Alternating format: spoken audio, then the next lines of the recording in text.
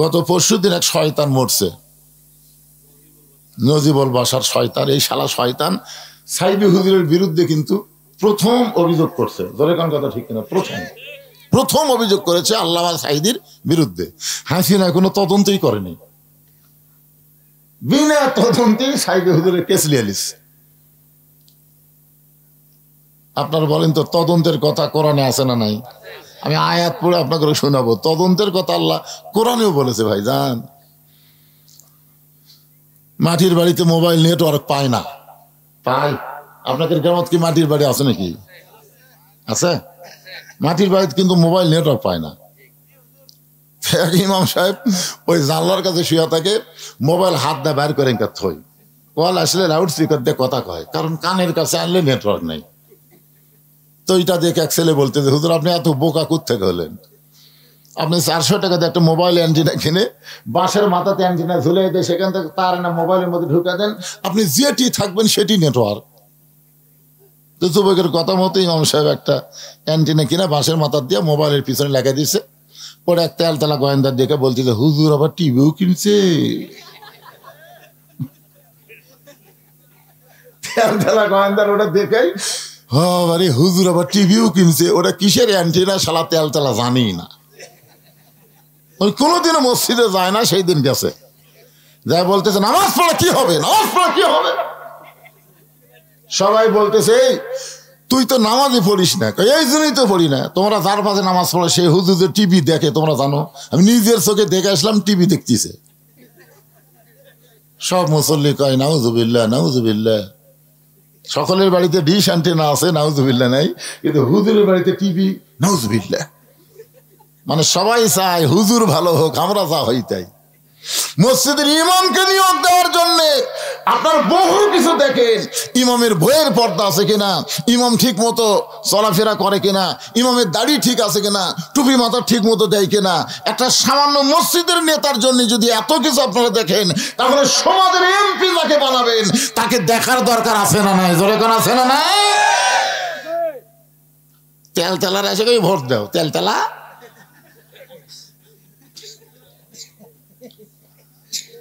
আর আইতাল্লাযী ইউকাযযিবু বিদ্দীন ফাযালিকাল্লাযী ইয়াদুল ইয়াতীম ওয়া লা ইয়াহুদ্দু আলা তুআমিল মিসকিন।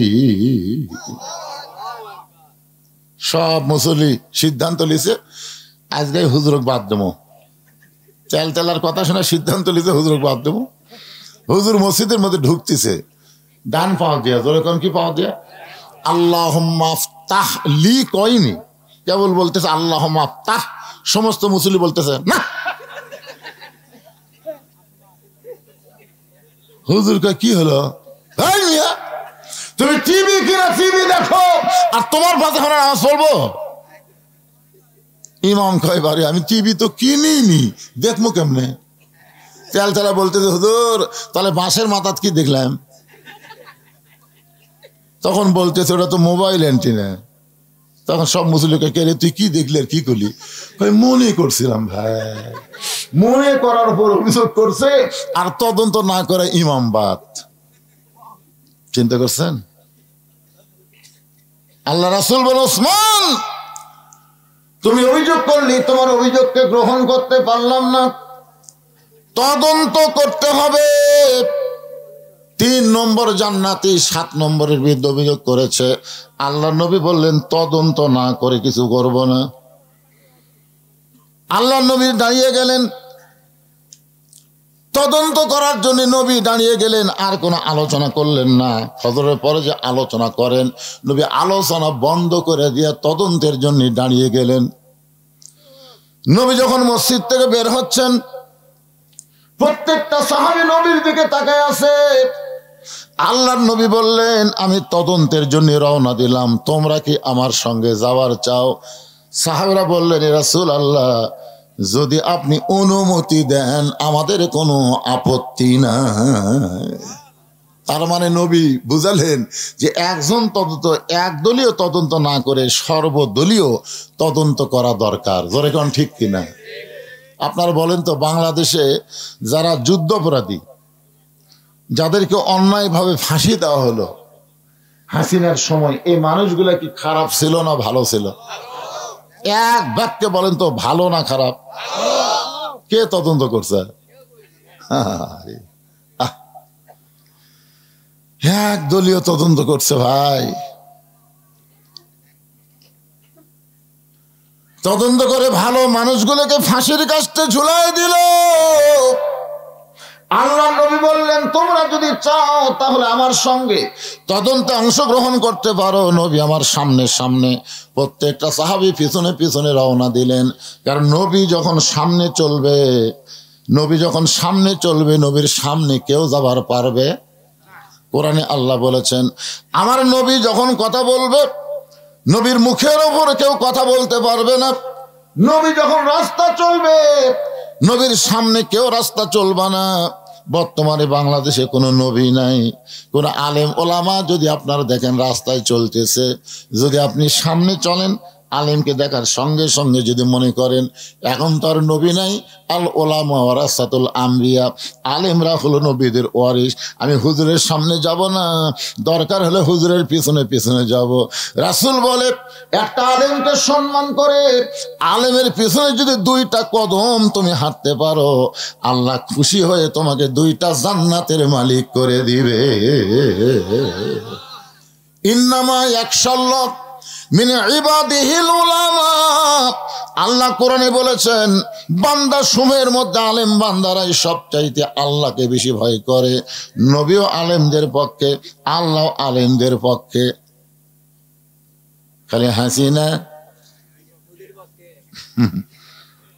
মুদির কথা শুনে আলেমদেরকে যে হারে নির্যাতন করছে, হারে আল্লামা সাইদুল হুজুর কিন্তু বাঁচাই থাকতো ইনশাল্লাহ।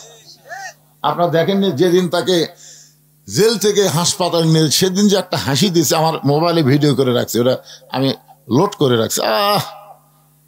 এই হাসি দেখলে মনে হয় একটা জান্নাতি হাসি, জোরে কার কথা ঠিক কিনা? এইরকম হাসি দিয়ে যে লোকটাকে নিয়ে গেল।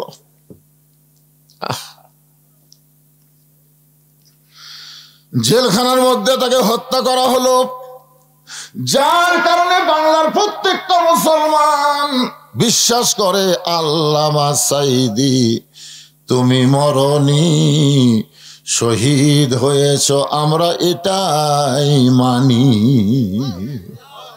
আপনারা বলেন তো, উনি মারা গেছে, ওনাকে হত্যা করা হয়েছে।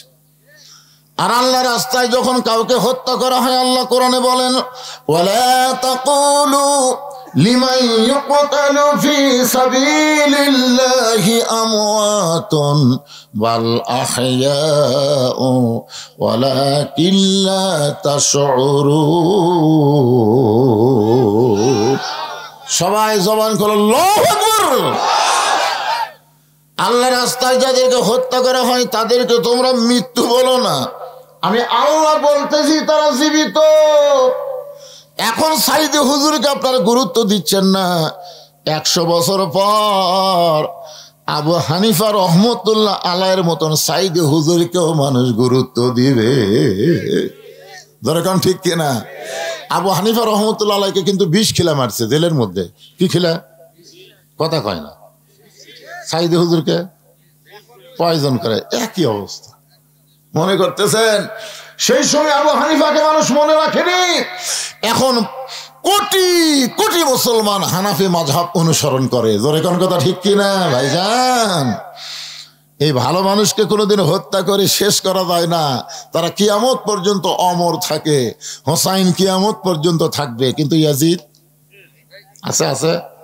আপনাকে গোটা ইউনিয়ন খুঁজে দেখেন তো একটা ইয়াজিদ পাবেন, ইয়াজিদ। কিন্তু প্রত্যেকটা পাড়ায় পাড়ায় হোসাইন আছে না নাই? হক কথা জোরে বলা লাগবে, আছে না নাই?